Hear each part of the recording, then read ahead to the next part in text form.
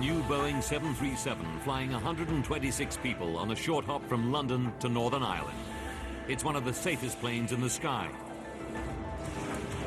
Suddenly, a series of explosive noises and severe vibrations rock the plane. It crashes just meters from the safety of a runway. 47 people die. Are they victims of a terrorist act, or was this a freak accident? Now, using advanced computer simulations, we reveal what really went wrong on Flight 092.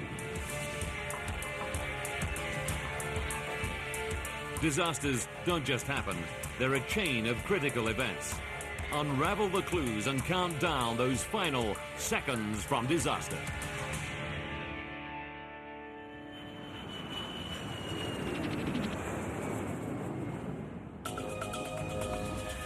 Europe, England, London Heathrow,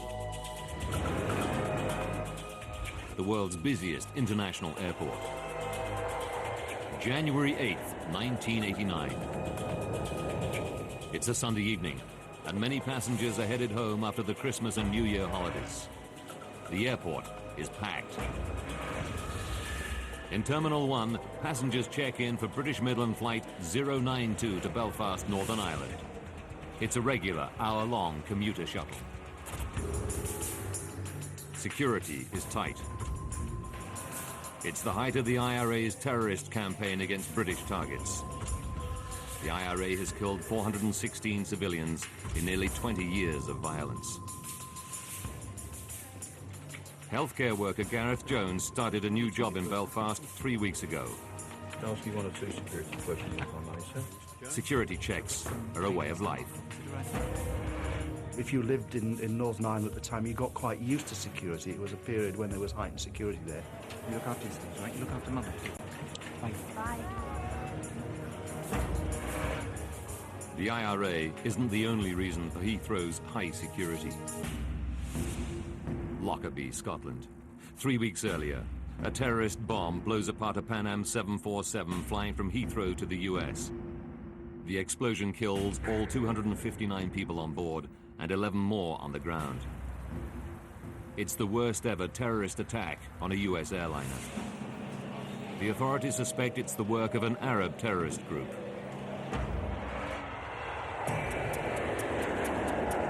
Will the before start checklist down the line then, please? Today, the passengers on Flight 092 are in the hands of 43-year-old Captain Kevin Hunt. He's one of British Midland's most experienced pilots, with 25 years flying under his belt. Air conditioning and pressurisation packs on flight. Flying with him, 39-year-old First Officer David McClelland. Tonight, they're flying an aircraft just 2 months old. It's one of Boeing's new 737-400 series. Boeing launched the aircraft a year earlier in a blaze of publicity. It boasts significant improvements over its predecessors. Its new CFM56 engines are the most powerful of their kind, and the cockpit display features state-of-the-art technology, including computerized TV screens and LED dials, which replace the traditional mechanical gauges. 7:15 p.m. Boarding cars, please. Thanks. 118 passengers board the brand new plane and take their seats. Brakes released, and you are clear to push. We're back to start engines 2 and 1 on push. Captain Hunt starts up the 2 engines. The 400 series aircraft is still new to him. He's clocked just 23 hours. First Officer McClelland has 53 hours. All pressure's rising. The seatbelt's on there, sir. In the main cabin, Gareth Jones has a window seat over the wing in an emergency exit row. Excuse me, sir. Hi there. A flight attendant asks Gareth to read the safety card so that he knows how to open the overwing exit door. Normally he was pretty blasé about it, but it was pleasantly done, and it would have been ill-mannered not to. Air traffic control clears Flight 092 for takeoff. 092 is clear for takeoff, 27 right, surface winds 270 degrees. Weather conditions are perfect. Take off runway 27 right, Happy to go? Let's go. First Officer McClelland throttles the engines up.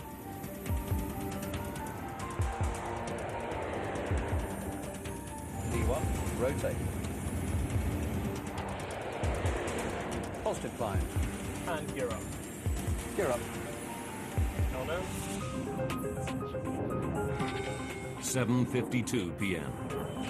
British Midland Flight 092 is airborne and on its way to Belfast. Roger, maintain 6,000 feet in airspeed. Okay, 6,000 feet. Check. Debbie Griffith, age 24, is one of 6 cabin crew on board tonight. She was on standby, but managers called her in at short notice. Yeah. She's been a flight attendant for 2 years. I loved the job, basically because I really enjoyed meeting the people. It was a great lifestyle for somebody of that age. Within minutes of takeoff, the cabin crew start the drink service. With the hold-ups behind them, there's a light-hearted atmosphere. Passengers know they'll be on the ground in under 1 hour. 8:05 p.m. 13 minutes into the flight. The aircraft is climbing through 8,500 meters on its way to a cruising altitude of 10,600 meters. Then, without warning, a massive bang. The aircraft starts to vibrate violently. A routine flight turns into every air traveler's worst nightmare. Up on the flight deck, Captain Hunt and First Officer David McClelland feel the vibration. It's really strange. What's going on? Much worse, they smell smoke. What's going on? We've got a fire coming through. Tell ATC we need to start a descent. Smoke can only get into the cabin via the air conditioning ducts. And since the aircon is jet-powered on the 737, they deduce it's engine trouble. And it sounds serious. 20-year-old student Kieran Dynan is sitting over the wing close to the engine. All he can hear is a loud clattering sound. There was a very definite grinding noise. It sounded like pebbles going on in a washing machine. Just back from the cockpit, in row 1, are business partners Nick Stevenson and Chris Thompson. They're on their way home to Belfast. They feel the vibration. It's so intense, they fear the aircraft is breaking up. It sounded to me as though there's somebody outside with a sledgehammer trying to get into the aircraft, trying to beat their way through the fuselage. At that point, he simply stopped, froze. Flight attendant Debbie Griffiths immediately thinks of the Lockerbie disaster. This instant sort of terror, if you like, and my first thought was, is there a bomb? A huge bang and heavy vibrations rock a British Midland flight en route to Northern Ireland. Sitting in a window seat over the wing in row 14 is healthcare worker Gareth Jones. He's busy dealing with a panicking fellow passenger. The lady that was next to me, Teresa, was distressed, so I started to talk to her to try and calm her, but also to help me because it wasn't stress-free for me either. Gareth has good reason to be worried. His seat gives him a clear view of the plane's wing. And what he sees fills him with foreboding. I could look out of the window and see a trail of spark-like emissions from where the engine would be. From their seats in the cockpit, Captain Hunt and First Officer McClelland can't see either of the two engines, so they don't know about the sparks. Like all pilots, they must rely on their cockpit instrument display to diagnose the problem. The new display on the 400 Series 737 is unfamiliar to them, but it's state-of-the-art technology. Hunt and McClelland scan the screens and LED instruments. They diagnose an engine problem and shut down the faulty engine. Throttling back. Hey. Okay, shall I go through the... The terrible clunking and vibration immediately cease. The 737 is now behaving normally again. You're approaching 1,000th level. But safety rules call for the crew to land the plane as soon as possible. Let's get a turn going for East Midlands. Hunt is in luck. Air traffic control clears him for an emergency landing at East Midlands Airport, just 10 minutes flying time away. Control, fly heading 090, be vectoring for the ILS. Roger, Midland 92, descending flight level 120.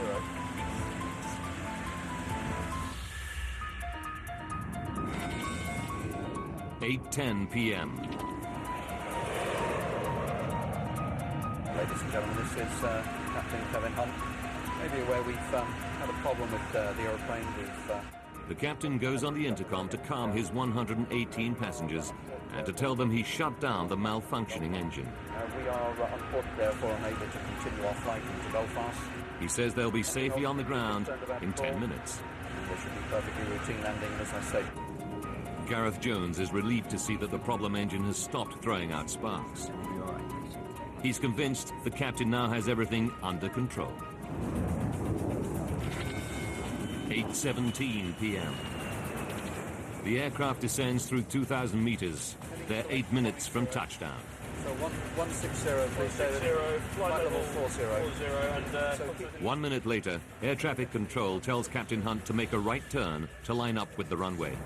Midland 092, descend to altitude 3,000 feet. Midland 92, descend altitude 3,000 feet. Check. They're on final approach. The cabin crew take their seats for the remaining few minutes.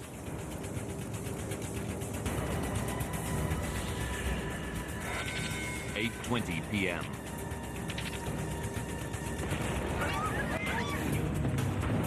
Another, even louder bang rocks the aircraft. The passengers realize that the noise must come from the plane's last remaining engine. The whole plane shook. It was like something touched the plane and stopped it in midair. And at that point, frankly, my blood just went cold. Now there are more vibrations, worse than ever.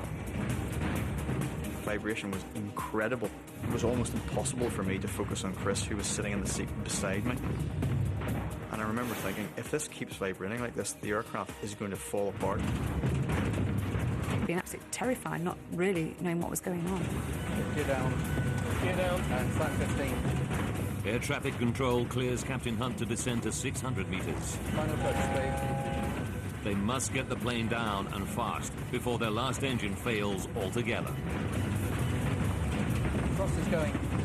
Tell them we've got a problem with the other engine. Then, everything goes silent.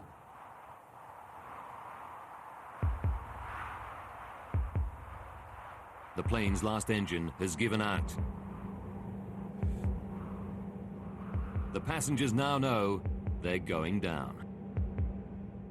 I actually can't remember the noise of wind going by the plane, just this sort of rushing sound. And the plane then dropped. It started just to go down, like going over the top of a roller coaster. I remember thinking to myself, well, there's nothing you can do about it. If him upstairs wants to take you now...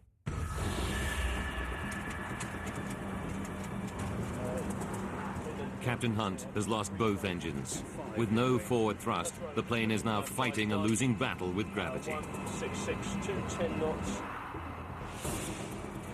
Hunt orders the first officer to try to restore power.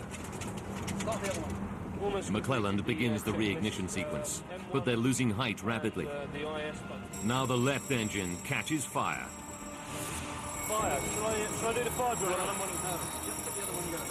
She's not going. The 737 is dropping out of the sky. Captain Hunt's control column starts to shake violently.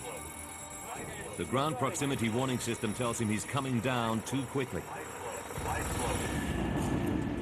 The pilots can see the airport runway lights less than 2 kilometers away. But there are more lights closer to the plummeting plane. The lights of the M1 motorway, the UK's major north-south artery. If they crash on the motorway, the death toll could be horrendous. It's not going. But Captain Hunt is all out of options. The ground is coming up fast. Somebody on board said, Jesus, we're all going to die. 8:24 p.m. British Midland Flight 092 is just 1 minute from East Midlands Airport.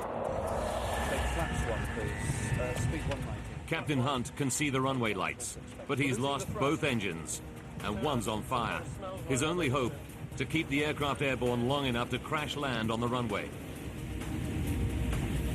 The passengers haven't heard from the captain for 10 minutes, but they know they're going to crash. Stupid thoughts go through your head, like who's going to cut the grass. Part of your brain is saying, this plane's crashing, and part of it was saying, it can't be, because it doesn't happen. Now Captain Hunt can see the village of Kegworth. Desperate to avoid crashing into it, he raises the nose to stretch the glide. The 737 passes over the village at an altitude of just 60 meters. Where have I noticed what I think was a church spire, which actually went by the window. And I sort of thought, a church spire going past the window, I'm in a plane. But beyond Kegworth lies the M1 motorway.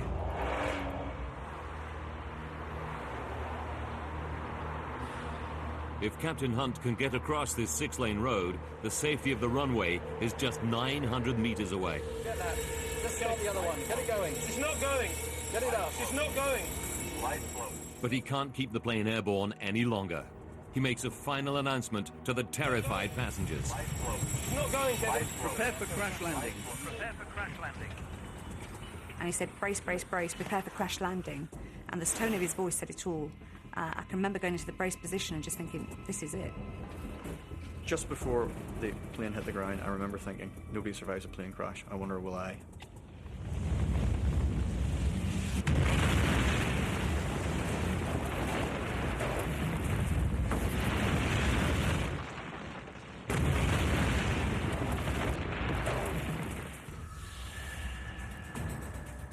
"30 meters before the motorway, the tail section hits the ground and bounces back into the air. The plane smashes through trees near the edge of the motorway. It was horrendous. It just seemed to go on forever. Sort of suck the breath out of you. It careens across the road, destroying a light on the central reservation. The aircraft slams into the embankment on the far side of the M1 and breaks into 3. I just remember being crushed, and then nothing. Total silence. It comes to rest just 900 meters from the safety of the runway. Captain Hunt made it across the motorway, just. Incredibly, no cars are passing at the moment of the crash. Inside the wreckage of the 737's middle section, Gareth Jones and his fellow passenger Teresa are alive. They're sitting over the wing, the strongest part of the aircraft. Gareth is not even badly hurt. He cannot believe his luck, but the danger isn't over yet. When I opened my eyes, I could see the little bush that was on fire and thought, hang on, this is dangerous. We're right over the wing's full of fuel. We'd better get out of this place pretty quick. It's a miracle the plane's 5,000 plus litres of aviation fuel haven't caught fire. But the fuel is now pouring out of the damaged wings, and one of the engines is still in flames. If the fuel ignites, Gareth and any other survivors will have little chance. Having lived through an air crash, they could still burn to death. Gareth desperately pulls the emergency door handle, but it won't open. Fortunately, I remembered Jamie's instructions on the card and grabbed the handle, pulled the door in and threw it out.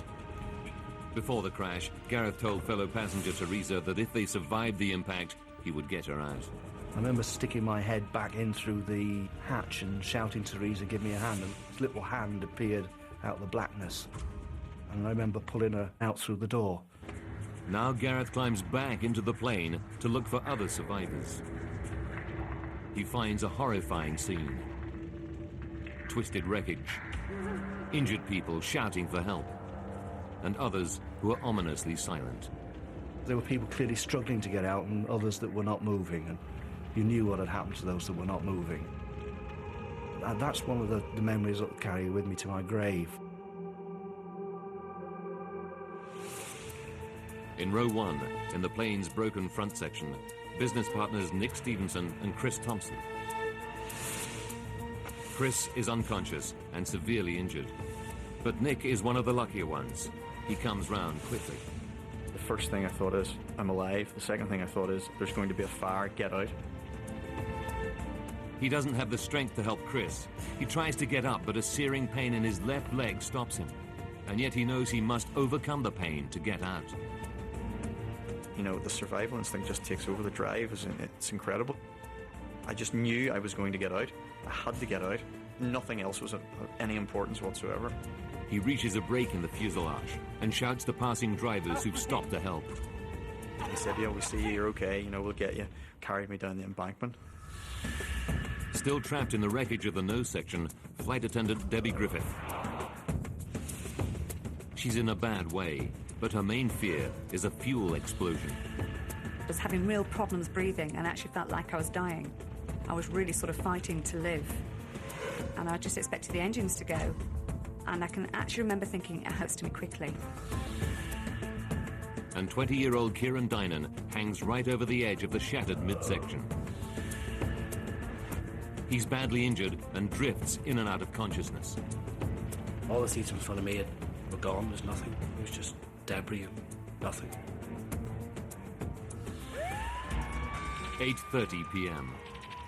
5 minutes after the crash, the fire crews reach the aircraft. They start to douse the whole area with foam. The fireman shouted through, "We've got the engines out." So at least then I knew that we were in with a fighting chance. Within 2 minutes, the engine fire is out. The rescue can begin. Now firefighters scour the plane for survivors. They have the grim task of checking which passengers are dead and which still have a spark of life. I literally just woken up as he shone the torchlight in my eyes, and he said, "Quick, this one's still alive." And then I blacked out again. Kieran is pulled out of the plane and rushed to hospital.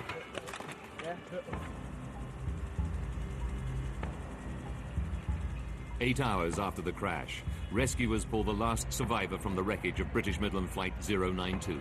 The time is 4:20 in the morning.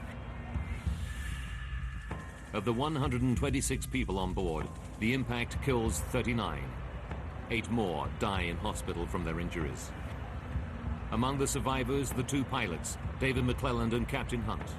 Both are seriously injured by the impact. Captain Hunt is paralyzed. The survivors have been describing what happened and praising the skill of the plane's pilots. But what could cause a brand new aircraft to simply fall out of the sky? Sabotage by terrorists is one possibility. It's just 3 weeks since a Pan Am 747 exploded in mid-air above the village of Lockerbie in Scotland, killing 270 people.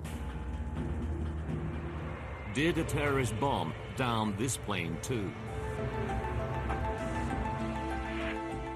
Now, by rewinding the day and by going deep into the investigation, we can reveal what really happened on Flight 092. Advanced computer simulation will take us where no camera can go, into the heart of the disaster zone.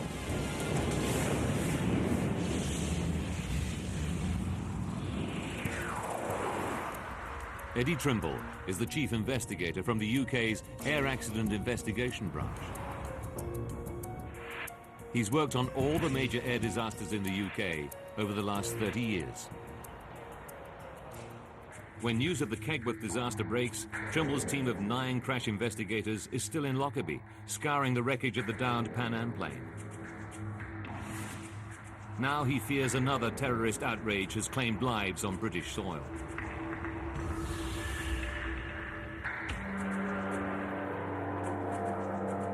Trimble arrives at the crash scene around midnight, just 4 hours after the accident.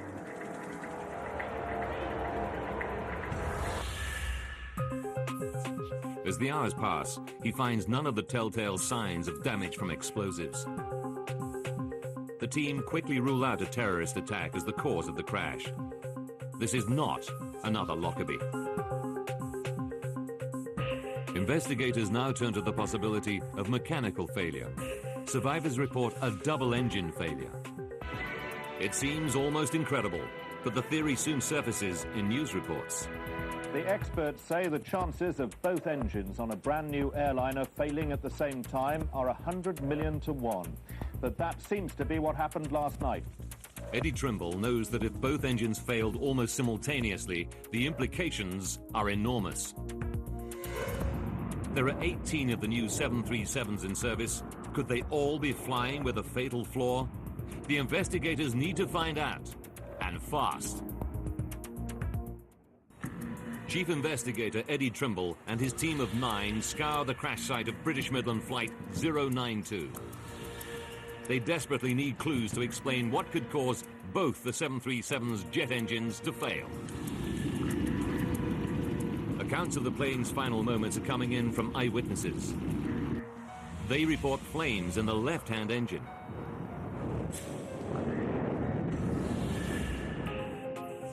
Trimble starts to probe the left engine. It's not an easy job. The crash impact seriously damaged it. But he soon finds something that's clearly not crash-related. The fan blades. Most of them are severely damaged or fractured. Trimble concludes that the fan blade fracture threw debris deep inside the engine. The resulting damage was fatal.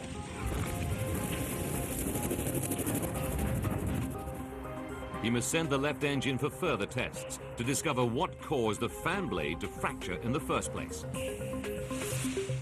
Now Trimble and his team turn to the right-hand engine, the one the cockpit voice recordings reveal is the first to malfunction. They carry out an inspection of its internal mechanisms. After hours of examination, Trimble reaches a terrible but inescapable conclusion.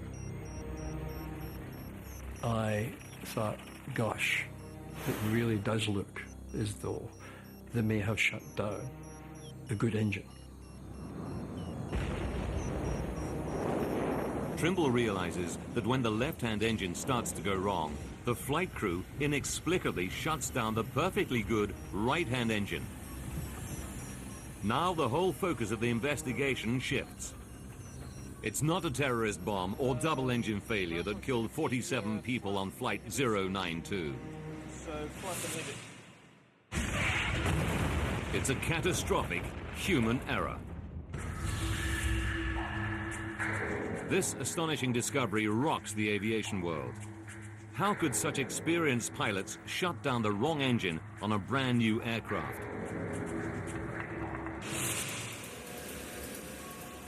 Trimble knows that the plane is one of the new 737-400 series launched a year earlier.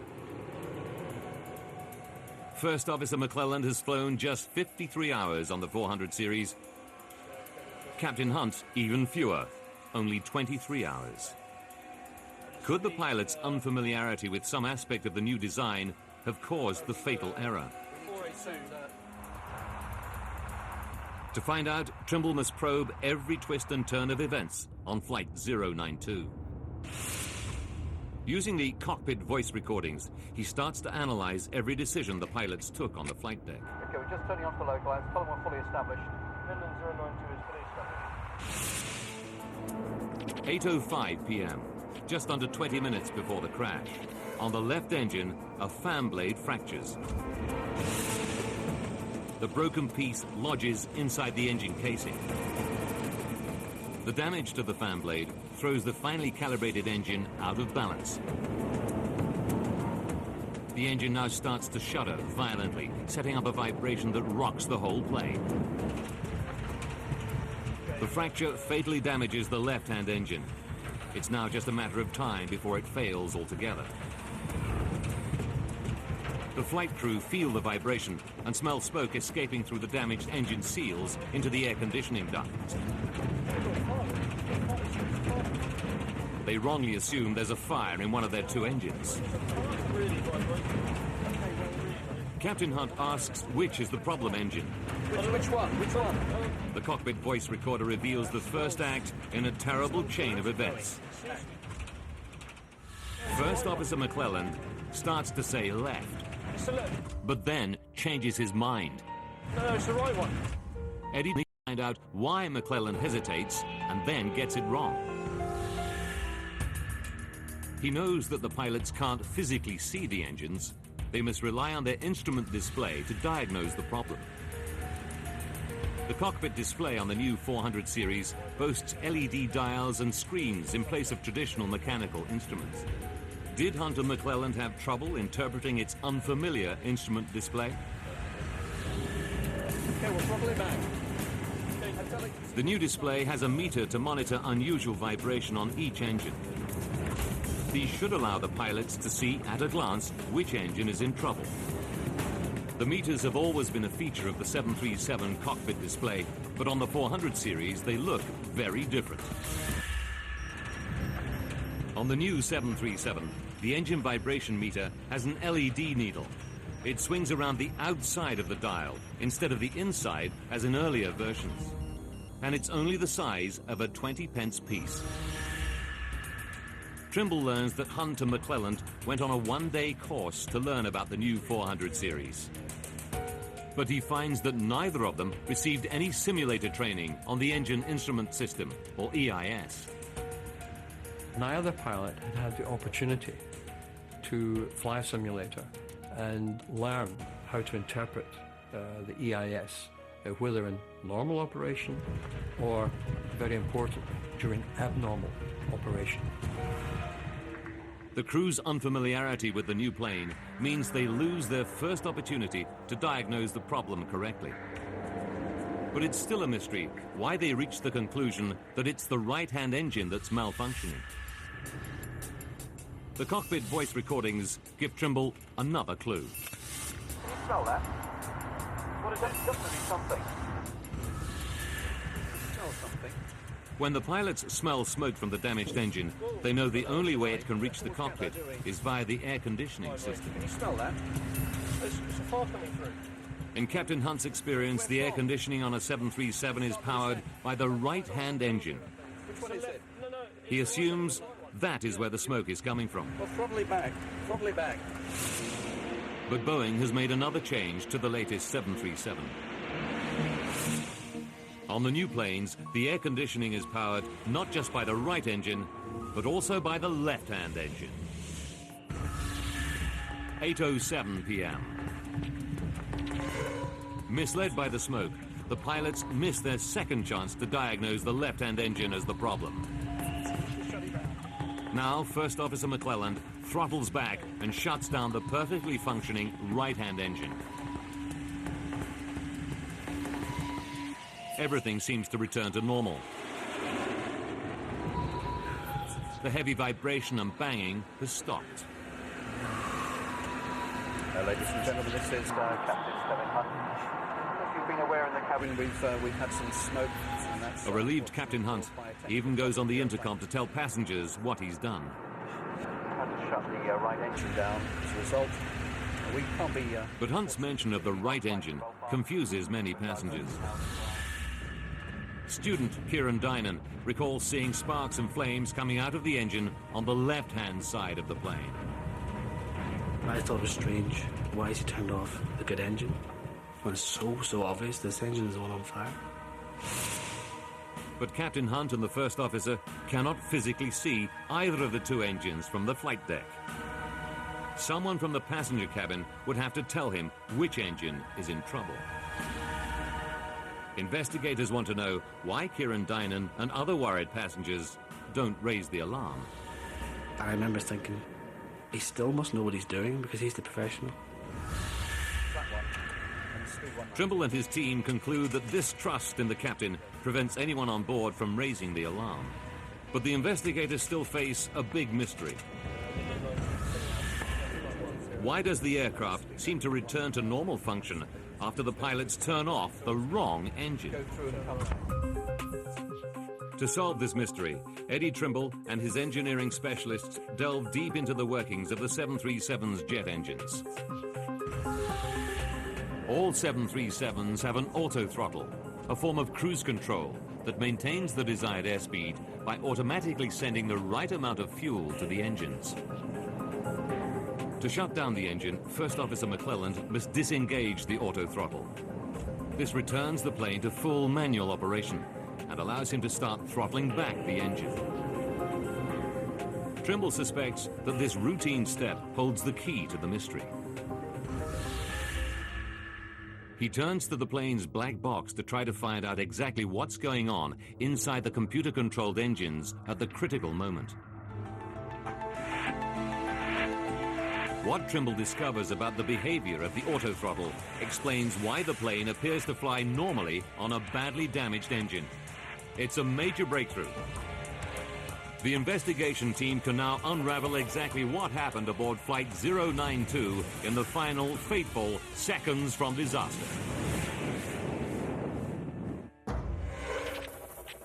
8:05 p.m. When the fan blade fractures on the left engine, its fragments damage the engine severely, causing a reduction in fan speed. The autothrottle reacts by pumping more fuel to the stricken engine, trying to maintain the fan speed. This causes the damaged engine to shudder violently and throw out sparks. These ignite surplus fuel, causing the flames seen by the passengers. 8:07 p.m. It's the left. No, it's the right one. Okay, Misled by the smoke coming through the air conditioning, the crew misdiagnosed the problem engine. Captain Hunt orders the fully functioning right-hand engine to be shut down. Okay, throttle it back. First Officer McClelland disengages the autothrottle and instantly pulls back the thrust lever on the right engine. The minute he does so, the vibration stops and the smell of smoke disappears. Eddie Trimble now knows why. Data from the black box reveals that when the pilots disconnect the autothrottle in order to shut down the right engine, both engines return to manual throttle. Sensors inside the damaged left engine detect that it's spinning slower than normal, which triggers a reduction in fuel flow. With the fuel flow now at a level the engine can handle, the vibration and flames disappear. Now the left engine appears to be functioning normally, when in fact it's fatally damaged. The crew naturally think they've shut down the correct engine. What they don't realize is that it is disconnecting the autothrottle that solves the problem, not, as they believe, closing down the right-hand engine. That particular effect of the autothrottle was the clincher which caused both pilots to believe that in retarding the right engine, they had identified the engine which was malfunctioning. It's a revelation to the investigators that the behavior of the 737's autothrottle might mislead pilots during an engine malfunction. And investigators are about to discover how a last terrible twist of fate snatches away the final chance to save Flight 092. You're ready to be closing the localizer from the right. Eddie Trimble has one piece of the puzzle still to fit. Why did the flight crew not notice that they'd shut down the wrong engine in the 20 minutes they had between the initial crisis and crashing? Trawling through every nuance in the cockpit voice recordings, Trimble finds a poignant moment. 12 minutes and 15 seconds to disaster.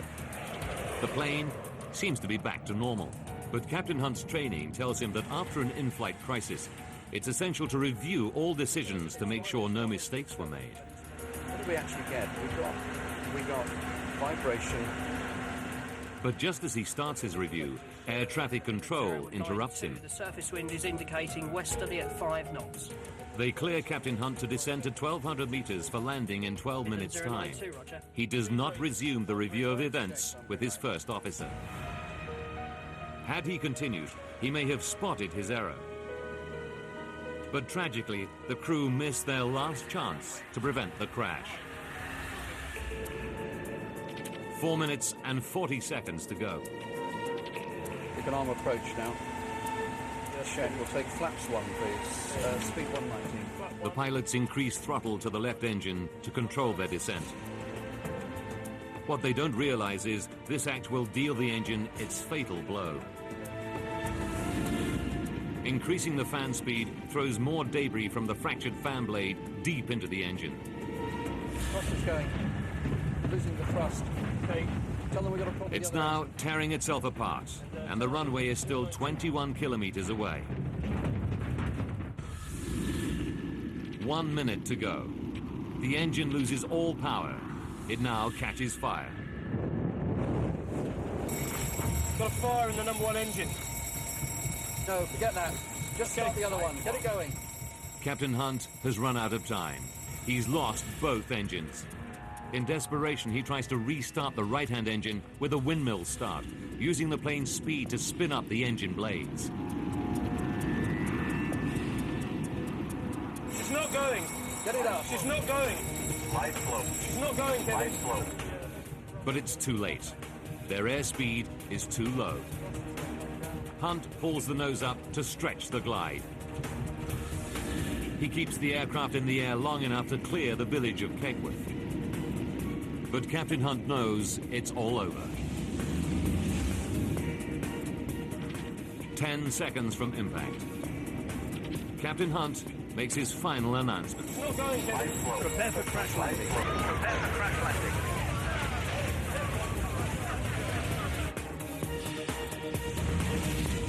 At 8:24 and 43 seconds, British Midland Flight 092 crashes into the motorway embankment at 185 kilometers per hour.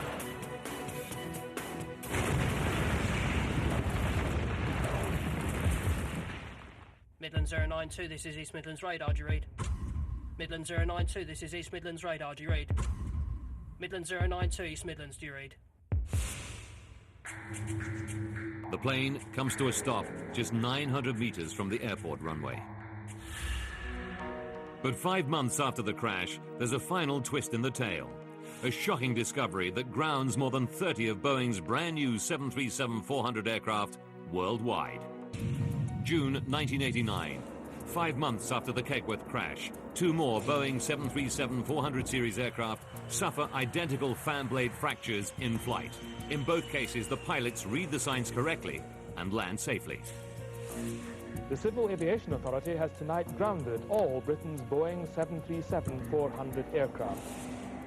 Aviation authorities around the world ground all planes with the same type of engine for urgent inspection. CFM, the engine's manufacturer, discovers a design fault in the fan blades. Running at maximum power above 7,600 meters, the low air density sets off a previously undetected vibration in the blades. The resulting stress can lead to fractures. It emerges that the engine was never tested in flight. The 737-400 aircraft and its engines are an upgrade of the 300 series. The engine was only bench tested in a laboratory. A flight test was not mandatory. If it had been, the potentially catastrophic vibration effects on the blades might have been detected. The engine manufacturer has to redesign the engine and refit 99 400 series aircraft. Aviation regulations now require manufacturers to flight test all new engines. Just over 18 months after the Kegworth air crash, the Air Accident Investigation Board publishes its report. It concludes that although the pilots made an error in shutting down the wrong engine, there were mitigating factors. Let's go. The pilots had received no flight simulator training for the 737-400 series. 18 months. That meant the first time they faced an emergency, it was for real. Rotate. The vibration meters weren't prominent enough.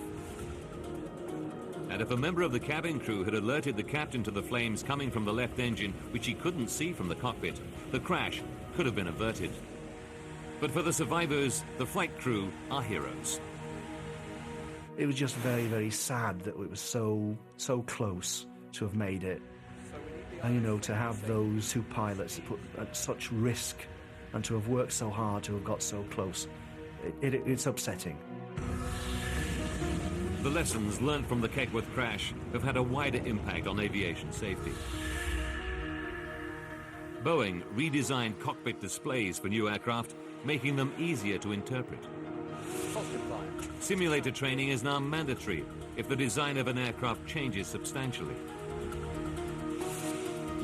And airline training around the world now emphasizes and encourages full communication between cabin and flight crews, particularly during an in-flight emergency.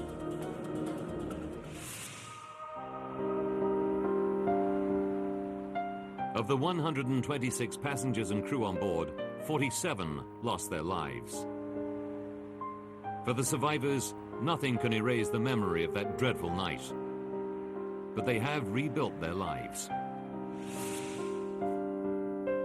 Chris Thompson and Nick Stevenson both recovered from their injuries.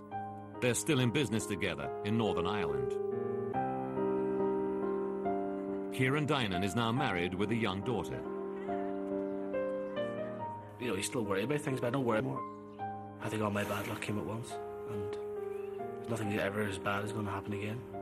Debbie Griffith left the airline industry to train as a nurse. You can't go through a plane crash without changing. It's made me live for the moment. I've always been fairly happy-go-lucky, but I've never felt bitter. I've never felt, why me, why not me? I'm nothing special. Gareth Jones's physical injuries on the night were minor, but the emotional scars are still with him. You did feel dirty afterwards that, you know, why me? Why did I survive? What had I done that was special? And to a degree that lives with me to this day. I don't know why I escaped, apart from picking a lucky seat. The Boeing 737 is still the world's most popular aircraft. Today, a 737 takes off somewhere in the world every 5 seconds. Its safety record is one of the best in aviation.